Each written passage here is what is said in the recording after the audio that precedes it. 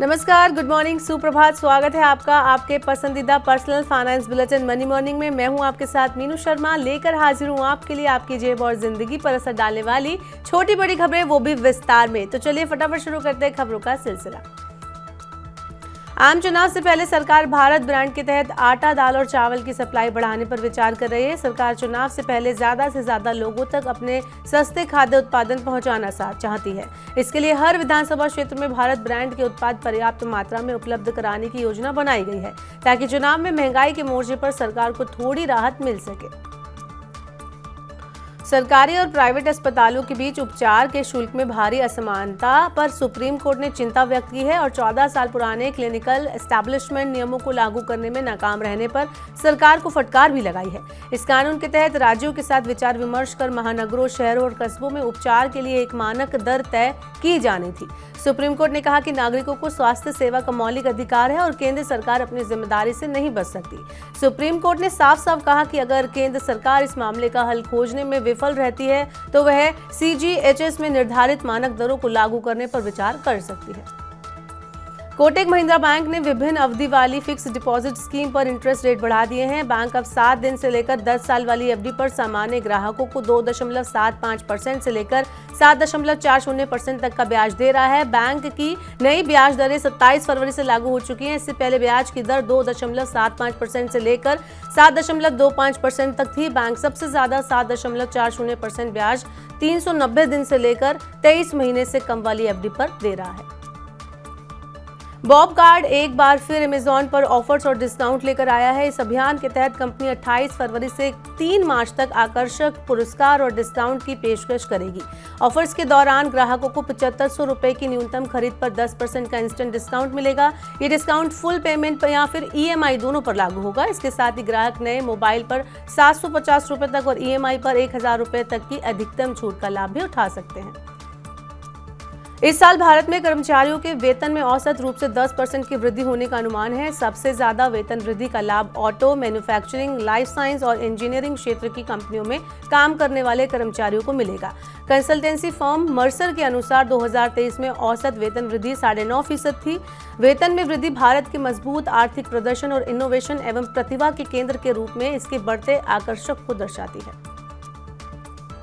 भारत में अत्यधिक अमीर व्यक्तियों की संख्या बीते साल यानी 2023 में सालाना आधार पर 6% बढ़कर 13,263 हो गई है। नाइट फ्रैंक इंडिया की रिपोर्ट के मुताबिक देश में बढ़ती समृद्धि के कारण अल्ट्रा हाई नेटवर्थ वाले व्यक्तियों की संख्या 2028 तक बढ़कर करीब 20,000 हो जाएगी। HNI ऐसे व्यक्तियों को कहा जाता है जिनकी कुल संपत्ति $3 करोड़ या उससे ज्यादा है। देश में बेहद अमीरों की संख्या में उल्लेखनीय वृद्धि हुई है। अगले 5 साल में इनकी संख्या में 50% की वृद्धि होने की उम्मीद है।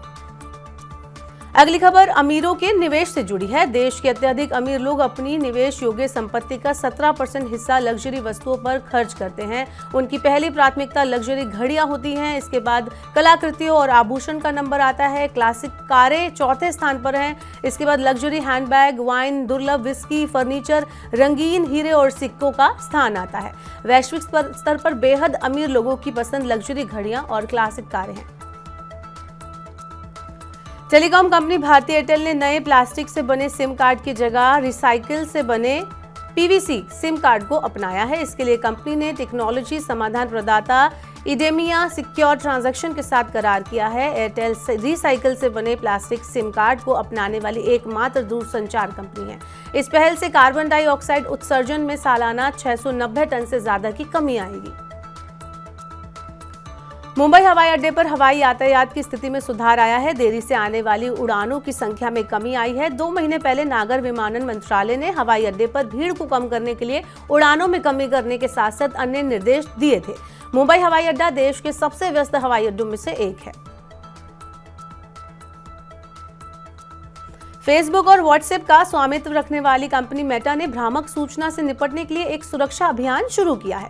इस अभियान में डिजिटल सर्वोत्तम प्रथाओं को बढ़ावा देकर व्हाट्सएप और इंस्टाग्राम पर गलत सूचनाओं को पहचानने और उनसे निपटने के बारे में यूजर्स को शिक्षित किया जाएगा। मेटा ने इसे जाने क्या है असली अभियान का नाम दिया है।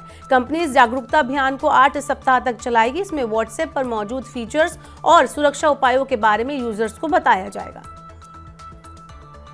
बढ़ती मांग के बीच रियल एस्टेट डेवलपर्स ने रेजिडेंशियल और कमर्शियल प्रोजेक्ट के निर्माण के लिए पिछले साल दिल्ली एनसीआर में लगभग 9,120 करोड़ रुपए में 415 एकड़ जमीन खरीदी है।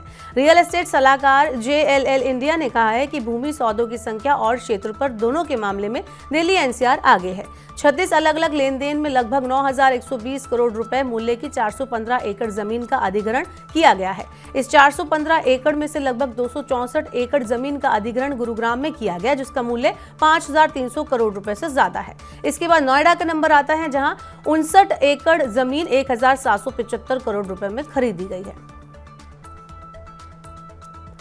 तो आज के मनी मॉर्निंग के बुलेटिन में फिलहाल के लिए इतना ही। अपने काम की जरूरी खबरें देखने और समझने के लिए सब्सक्राइब करें हमारे YouTube चैनल को। वहीं पर्सनल फाइनेंस से जुड़ी खबरों को आप पढ़ना चाहते हैं और ज्यादा समझना चाहते हैं तो हमारी वेबसाइट www.money9.com पर विजिट करें। यहाँ पर 7 अलग अलग भाषाओं में आपको पढ़ने और समझने को मिलेंगी पर्सनल फाइनेंस से जुड़ी तमाम बड़ी खबरें। वहीं खास कार्यक्रम आप देखना चाहते हैं तो मनी 9 के सुपर ऐप को जरूर डाउनलोड कर लें। फिलहाल के लिए इस बुलेटिन में इतना ही। बने रहिए मनी 9 के साथ। नमस्कार।